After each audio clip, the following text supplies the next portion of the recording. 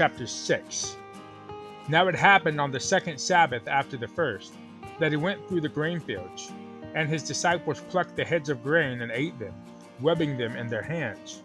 And some of the Pharisees said to them, "Why are you doing what is not lawful to do on the Sabbath?"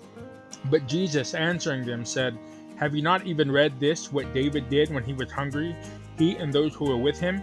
How he went into the house of God, took and ate the showbread, and also gave some to those with him, which is not lawful for any but the priests to eat? And he said to them, The Son of Man is also the Lord of the Sabbath." Now it happened on another Sabbath also, that he entered the synagogue and taught, and a man was there whose right hand was withered.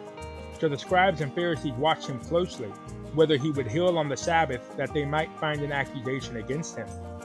But he knew their thoughts, and said to the man who had the withered hand, "Arise and stand here." And he arose and stood. Then Jesus said to them, "I will ask you one thing. Is it lawful on the Sabbath to do good or to do evil, to save life or to destroy?" And when he had looked around at them all, he said to the man, "Stretch out your hand." And he did so, and his hand was restored as whole as the other. But they were filled with rage, and discussed with one another what they might do to Jesus. Now it came to pass in those days that he went out to the mountain to pray, and continued all night in prayer to God. And when it was day, he called his disciples to himself, and from them he chose 12, whom he also named apostles: Simon, whom he also named Peter, and Andrew his brother, James and John, Philip and Bartholomew, Matthew and Thomas, James the son of Alphaeus, and Simon called the Zealot, Judas the son of James, and Judas Iscariot, who also became a traitor. And he came down with them and stood on a level place with a crowd of his disciples and a great multitude of people from all Judea and Jerusalem, and from the seacoast of Tyre and Sidon, who came to hear him and be healed of their diseases, as well as those who were tormented with unclean spirits, and they were healed. And the whole multitude sought to touch him, for power went out from him and healed them all. Then he lifted up his eyes toward his disciples and said, "Blessed are you poor, for yours is the kingdom of God. Blessed are you who hunger now, for ye shall be filled. Blessed are you who weep now, for ye shall laugh. Blessed are you when men hate you, and when they exclude you, and revile you, and cast out your name as evil, for the Son of Man's sake. Rejoice in that day and leap for joy, for indeed your reward is great in heaven. For in like manner their fathers did to the prophets. But woe to you who are rich, for you have received your consolation. Woe to you who are full, for ye shall hunger. Woe to you who laugh now, for ye shall mourn and weep. Woe to you when all men speak well of you, for so did their fathers to the false prophets. But I say to you who hear, love your enemies, do good to those who hate you, bless those who curse you, and pray for those who spitefully use you. To him who strikes you on the one cheek, offer the other also. And from him who takes away your cloak, do not withhold your tunic either. Give to everyone who asks of you, and from him who takes away your goods, do not ask them back. And just as you want men to do to you, you also do to them likewise.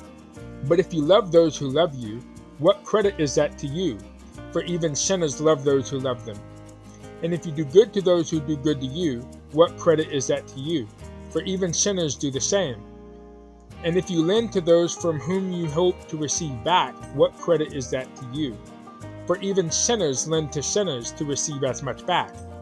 But love your enemies, do good and lend, hoping for nothing in return, and your reward will be great, and you will be sons of the Most High, for he is kind to the unthankful and evil.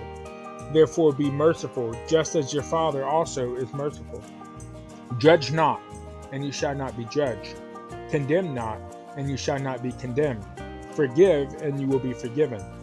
Give, and it will be given to you. Good measure, pressed down, shaken together, and running over will be put into your bosom. For with the same measure that you use, it will be measured back to you.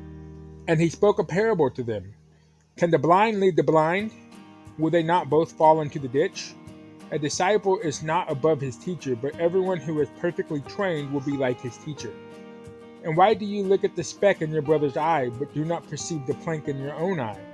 Or how can you say to your brother, Brother, let me remove the speck that is in your eye, when you yourself do not see the plank that is in your own eye? Hypocrite!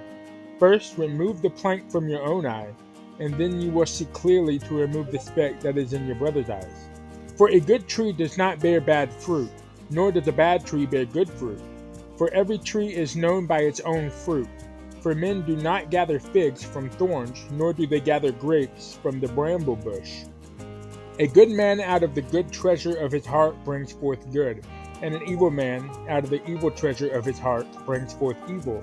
For out of the abundance of the heart his mouth speaks. But why do you call me Lord, Lord, and not do the things which I say? Whoever comes to me and hears my sayings and does them, I will show you whom he is like. He is like a man building a house who dug deep and laid the foundation on a rock. And when the flood arose, the stream beat vehemently against that house, and could not shake it, for it was founded on the rock. But he who heard and did nothing is like a man who built a house on the earth without a foundation, against which the stream beat vehemently, and immediately it fell, and the ruin of that house was great.